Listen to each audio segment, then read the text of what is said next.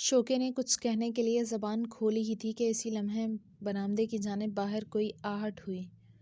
بخت خان نے ریوالور سے دروازے کے قریب بیٹھے میدے کو اشارہ کیا۔ میدے نے آواز لگائی، اوئے کون ہے باہر؟ باہر کوئی مزارے یا راکھا تھا؟ غلام نبی ہوں سرکار، پانی لگا دوں جا کر کھیتوں کو؟ باہر دوسرے راکھے بھی انتظار کر رہے ہیں۔ میدے نے چھڑک کر جواب دیا، ہاں ہاں لگا دو، اور اب تنگ نہ کرنا، استاد آرام کر رہے ہیں۔ باہر کھڑا بندہ واپس لوٹ گیا۔ میں نے شوکے سے پوچھا ہاں بولو مگر جلدی۔ شوکے نے ایک گہری سانس لی۔ یہ سچ ہے کہ بالے نے اس رات رحیم گڑھ سے ایک لڑکی اٹھائی تھی، مگر بالے کے ڈیرے پر پہنچ کر پتہ چلا کہ اس کی معشوق نے اس کے ساتھ ہاتھ کر دیا ہے اور اپنی جگہ کسی اور لڑکی کو بھیج دیا ہے۔ کڑی تو وہ بھی بڑی سونی تھی، مگر بالا بڑے تیش میں تھا تو وہ اسی رات دوبارہ وہیں گھر ٹاپنے جا رہا تھا۔ ہم نے ہی بڑی مشکل سے اسے روکا، پہلے اس کڑی کا تو کچھ فیصلہ کرے۔ پھر جب اس لڑکی نے روتے ہوئے بتایا کہ وہ علاقے کی سب سے بڑے جاگیردار کی منگ ہے اور اس کا باپ بھی اچھا خاصا ذمہ دار ہے، تو بالے کو چھاپے کی فکر پڑ گئی اور اس نے راتوں رات اپنے بندوں کے ذریعے لڑکی کو بڑے شہر پار کروا دیا۔ وہاں اس کی پرانی طوائف سے جان پہچان تھی، جہاں بالا کبھی کبھار گانے سننے جایا کرتا تھا۔ لڑکی کو وہیں پہنچایا تھا اس کے کارندوں نے، چندہ کہتے ہیں سب اسے اس بازار میں۔ بالے کا منصوبہ تھا کہ لڑکی کو وہیں پہنچا دے اور معاملہ ذرا ٹھنڈا پڑ جائے گا تو پھر اس لڑکی کو اچھے دام وصول کر کے چندہ بائی سے فروخت کر دے گا۔ مگر اگلے روز ہی پٹواری کے لڑکے نے بالے کو بھرے بازار میں پھڑکا دیا۔ میں بھی زخمی ہوا، مگر مجھے فائر کرنے کا موقع ہی نہیں ملا۔ 2-4 مہینے قریب ہی ایک دوست کے ڈیرے پر چھپا رہا۔ پولیس نے اسی رات ہمارے سارے گروہ کو بالے کے ڈیرے سے گرفتار کر لیا، مگر میں ہی تھا جو گرفتاری سے بچا تھا۔ پھر میں بھی پولیس کے ہتھے چڑھ گیا، مقدمہ چلا اور مجھے 18 مہینے کی قید لگ گئی۔ جیل میں ہی فیصلہ کر لیا تھا کہ باہر نکل کر یہ سارے غلط دوست اور دھندے چھوڑ دوں گا، بس یہ بوٹی پینے کی لت نہیں چھوٹی، ورنہ اب پکی توبہ کر لی ہے میں نے۔ ہم دم بخوش شوکے کا بیان سنتے رہے۔ اس کا لہجہ بتا رہا تھا کہ وہ سچ بول رہا ہے۔ میرے اندر دکھ کی ایک شدید لہر نے سر اٹھایا۔ اور مہرو، مطلب وہ لڑکی اس کا نہیں کیا تم نے پتا؟ کسی نے بعد میں پتہ نہیں کیا اس کا؟ شوکے نے نظریں جھکا لی۔ باقیوں کا تو پتہ نہیں، پر میں نے کبھی نہیں پوچھا کسی سے، کیونکہ چندہ سے صرف بالے کا ہی رابطہ تھا، ہم سب تو اجنبی تھے اس کے لیے۔ چندہ ہمیں کیوں لگاتی بالے کی موت کے بعد؟ اور پھر اس لڑکی کے پیچھے جانے کا مطلب تھا علاقے کے بڑے جاگیرداروں سے دشمنی مول لینا اور ایک کیس اپنے گلے میں ڈالنا۔ پھر 1.5 سال گزر چکا تھا، ہم سب کو قید اور جیل سے باہر آئے، بہت کچھ بدل چکا تھا اتنے عرصے میں۔ شوکا اپنی بات ختم کر کے خاموش ہو گیا، مگر میرے اندر کا شور بڑھتا گیا۔ بخت خان نے میری طرف دیکھا کہ اب ان دونوں کا کیا کرنا ہے۔ شوکا اس کی آنکھوں میں چھپی وحشت کی تحریر پڑھ کر گھبرا گیا۔ میرا یقین کرو، اس لڑکی کے اغوا میں میرا کوئی کردار نہیں تھا، یہ سب بالے کا کیا دھرا ہے، جس کی اسے سزا بھی مل گئی۔ میں نے بھی جیل میں اپنے گناہوں کی سزا کاٹی ہے، اب میں اپنے بچوں کو پالنا چاہتا ہوں، مجھے بخش دو۔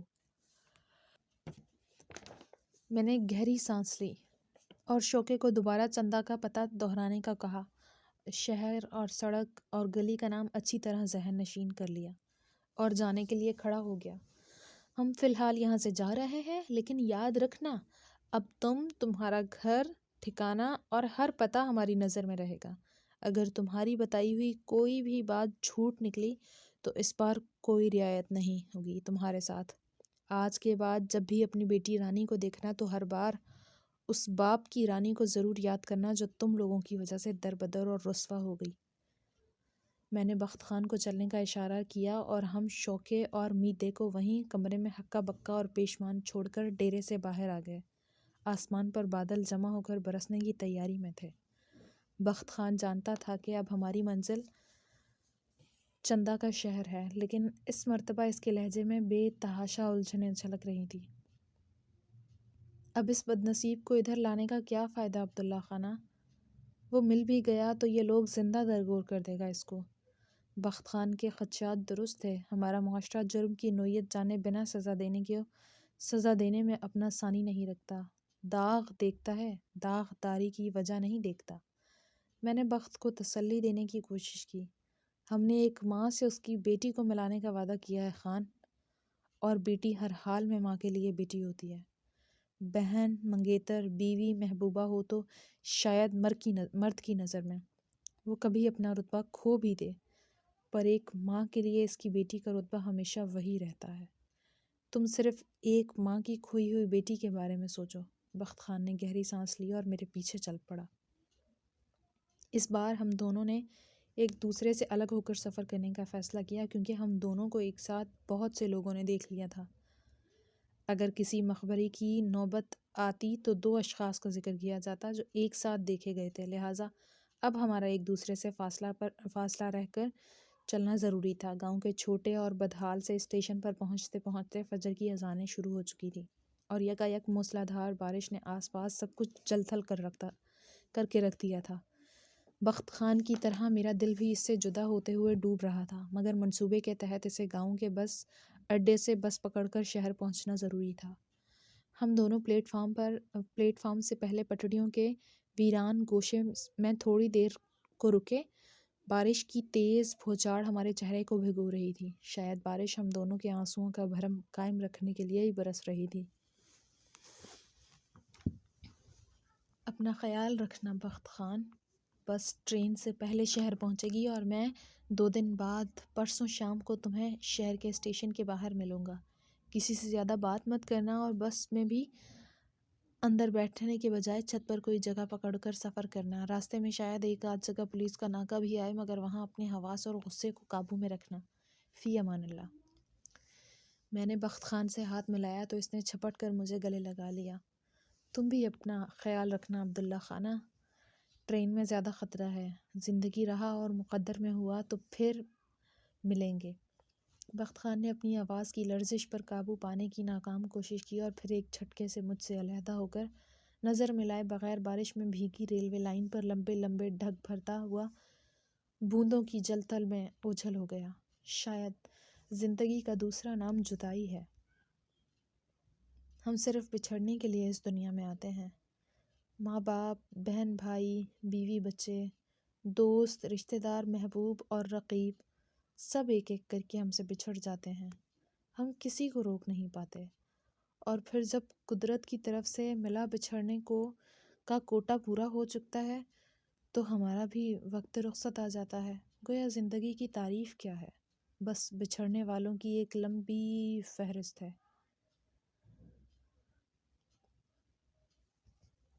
ماریو یورزو نے اپنے ناول گاڈ فادر میں ایک جگہ کہتا ہے کہ یہ دنیا جائے لذت ہے، یہاں عزت و تکریم کی امید اور خواہش مت کرو۔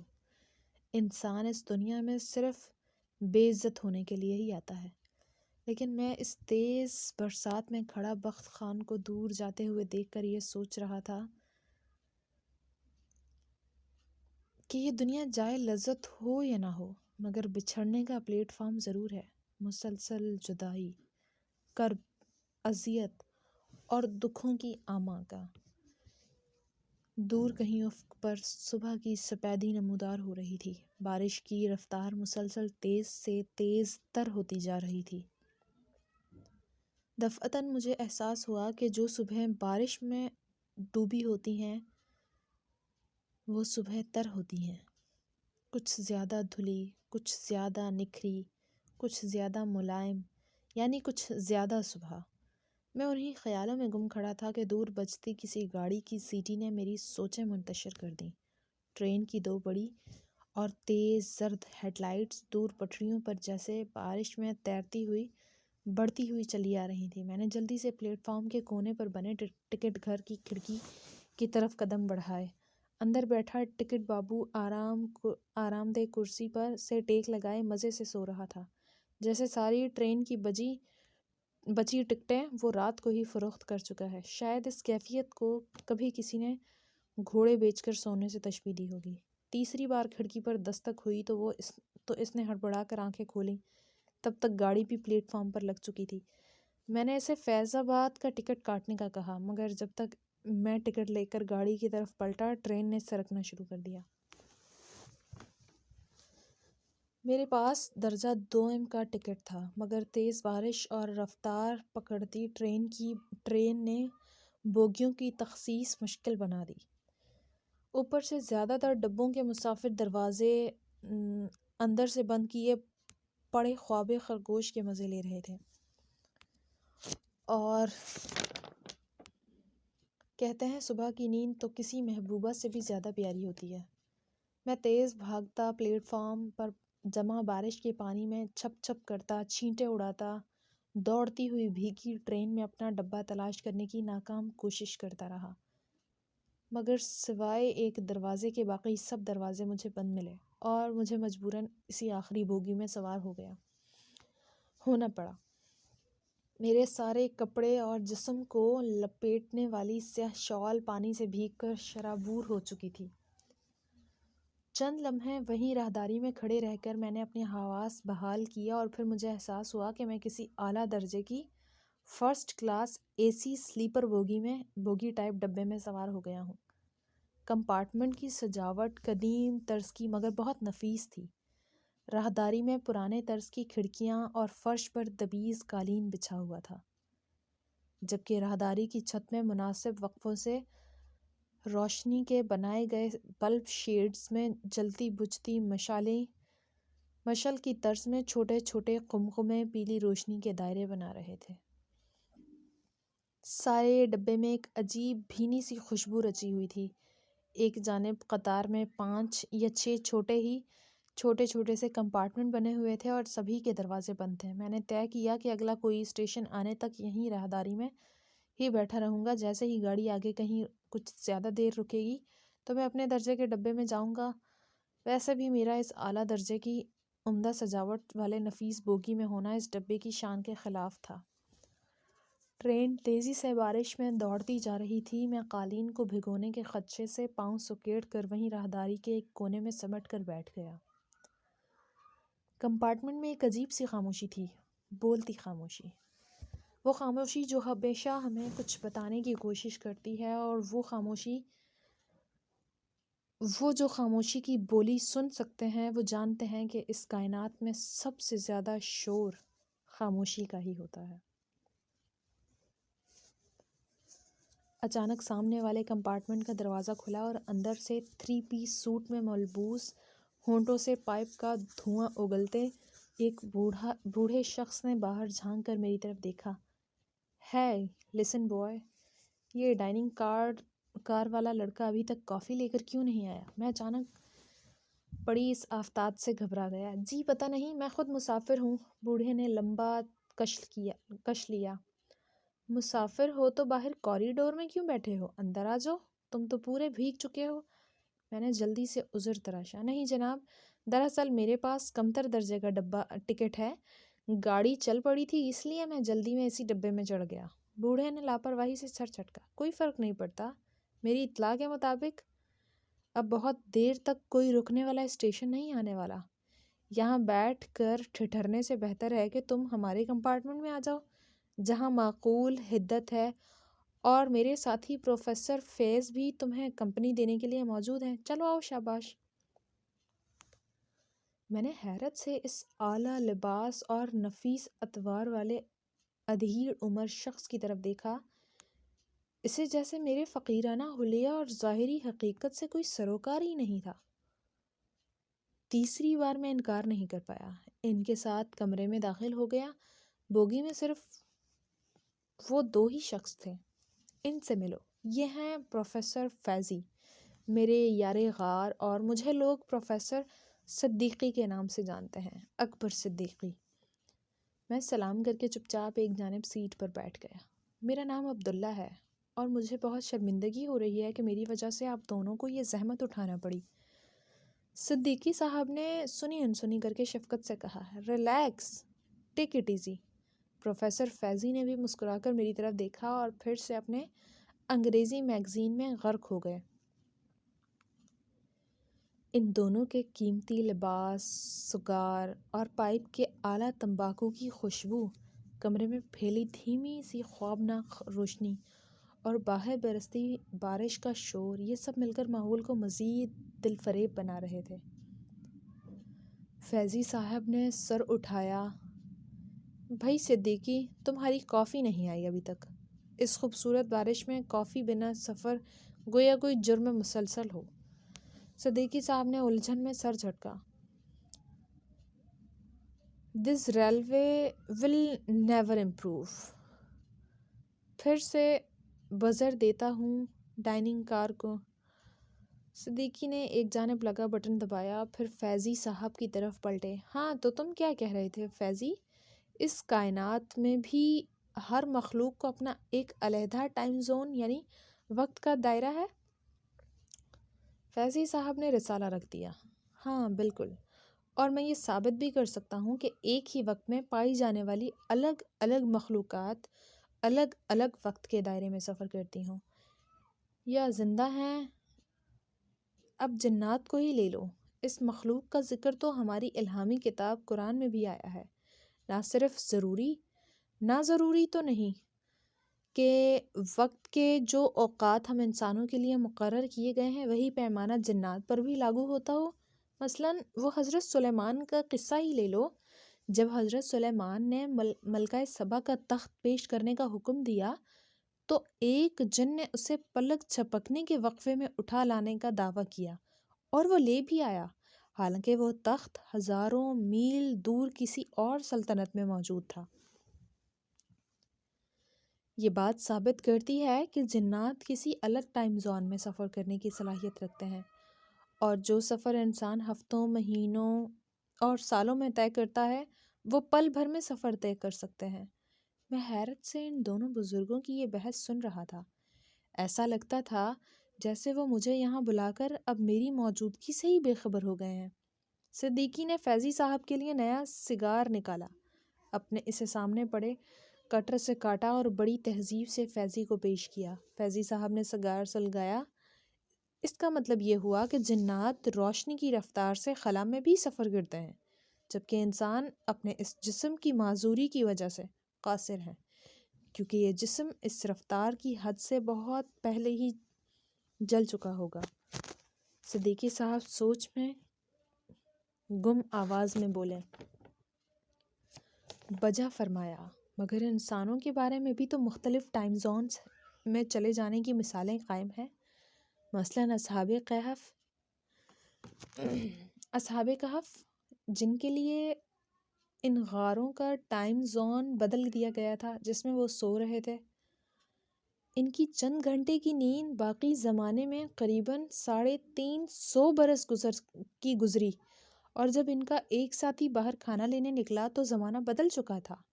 اسی طرح ایک پیغمبر علیہ السلام کے اپنے 100 برس تک آرام کو چند گھڑی کا آرام سمجھ کر اٹھنا اور قریب ہی اپنی سواری کو ڈھانچہ پڑے دیکھنا، جبکہ ان کا کھانا ابھی گرم ہی تھا۔ اور پھر سب سے بڑی مثال واقعہ معراج۔ یہ سب باتیں ظاہر کرتی ہیں کہ مختلف کائناتوں کے لیے مختلف ٹائم زونز مقرر کیے گئے ہیں۔ کبھی ہمارے ہاں کے وقت کے حساب سے کچھ پل ہی گزرتے ہیں، مگر انسان دوسرے زمانوں کی سیر کر کے پلٹ آتا ہے، اور کبھی ہماری دنیا میں صدیاں بیت جاتی ہیں مگر دوسری کائنات یا ٹائم زون کے پیمانے پر صرف چند گھنٹے یا ایک رات ہی گزری ہوتی ہے۔ تبھی میری زبان سے بے اختیار نکل گیا۔ شاید اسی لیے انسان برسوں سے کوئی ایسی مشین بنانے کی کوشش میں سرگرداں ہے جس میں بیٹھ کر وہ آسانی سے اپنے اس جسم میں بوسیدہ کو کسی دوسرے ٹائم زون یا زمانے میں لے جا سکے۔ دونوں بوڑھوں نے چونک کر میری طرف دیکھا۔ بہت خوب، بڑی دور کی کوڑی لائے ہو میاں۔ ٹائم مشین کی ایجاد اب زیادہ دور نہیں ہے، مگر قدرت نے اس معاملے میں بھی انسان سے کوئی ناانصافی نہیں کی۔ ہر انسان کو ایک ٹائم مشین عطا کر دی گئی ہے جس میں وہ مختلف زمانوں میں سیر کرتا ہے، اجنبی وادیوں اور چہروں کو دیکھتا ہے، ایک پل کے 1000ویں حصے میں دنیا کے کسی دوسرے سرے پر پہنچ سکتا ہے، نئے موسم جھیلتا ہے، نئی ذائقے چکھتا ہے، اور جانتے ہو وہ ٹائم مشین کیا ہے؟ تمہارے خواب۔ تم خواب میں جو دنیا دیکھتے ہو وہ بھی کہیں وجود رکھتی ہوگی نا، کیونکہ جو موجود نہیں ہے اس کا خواب یا تصور بھی محال ہے۔ اتنے میں کسی نے ڈبے کے دروازے پر دستک دی۔ صدیقی نے متانت سے آواز لگائی، پلیز کم ان۔ میں سمٹ کر بیٹھ گیا۔ دروازہ کھلا تو گرم کافی، سینڈوچز اور اسنیکس والے انگریزی ناشتے کی مہک پورے ڈبے میں پھیل گئی۔ آنے والا شاید ڈائننگ کار کا کوئی ویٹر تھا، مگر اس کا یونیفارم مجھے کچھ عجیب سی محسوس ہوئی۔ ایسی وردیاں میں نے بہت پہلے کسی فلم پوسٹر پر دیکھی تھی، اور شاید فلم کا نام اورینٹ ایکسپریس تھا، مگر وہ چمکیلی سجی سجائی وردی ویٹر کے جسم پر بہت جچ رہی تھی۔ اس کی کیپ بھی پرانی طرز پر سفید اور نیلے رنگوں سے بنی ہوئی۔ ویٹر نے سر جھکا کر ہم تینوں کو سلام کیا اور کافی پیالوں میں ڈالنے لگا۔ مجھے ڈر تھا کہ وہ مجھے اس اعلیٰ درجے کے ڈبے میں ان امراء کے ساتھ بیٹھے دیکھ کر ضرور ناک منہ چڑھائے گا، سوال کرے گا، یا کم از کم اس کے چہرے پر حیرت کے آثار تو نمایاں ہوں گے۔ مگر وہ بڑی تعظیم کے ساتھ مسلسل مسکراتا رہا۔ فیض صاحب نے اسے روک دیا۔ ٹھیک ہے، تم جاؤ، ہم کافی خود بنا لیں گے، اور ہاں، اتنی اچھی کافی اور ناشتے کے لیے شکریہ۔ ویرے نے سر جھکا کر ہمیں تعظیم دی اور ڈبے سے پلٹ گیا۔ میری حیرت بڑھتی گئی۔ پروفیسر فیضی نے کافی بنائی اور سب سے پہلے مجھے پیش کی۔ برسوں کے بعد اتنی عمدہ گرم کافی کی مہک محسوس کرتے ہی میرے اعصاب بیدار ہونے لگے۔ میں نے اس کافی کی مہک پہلے بھی کہیں محسوس کی تھی۔ ہاں، پاپا کے لیے ہمارے ہیڈ بٹلر کبھی کبھی پاپا کی خاص فرمائش پر یہ کافی بنایا کرتا تھا، جو پاپا اپنے لیے کہیں باہر سے منگوایا کرتے تھے، مگر وہ بلینڈ تو پاپا کے کہنے کے مطابق بہت پرانا تھا، اور دنیا میں شاید چند ہی جگہوں پر اس قدیم کافی کا ذخیرہ باقی بچا ہو۔ پھر اس لوکل ریل گاڑی کی ڈائننگ کار کے باورچی خانے میں اتنی عمدہ اور مہنگی کافی کہاں سے آئی ہوگی؟ ضرور پروفیسر صدیقی نے ویٹر کو خود اپنے سامان سے دی ہوگی کہ بنا لائے۔ میں نے کافی کا دوسرا سپ ہی لیا تھا کہ اچانک دروازے پر دوبارہ دستک ہوئی۔ صدیقی صاحب نے پوچھا، کون ہے بھائی؟ باہر سے آواز ابھری، پولیس۔ میرے ہاتھ میں پکڑے مگ سے کافی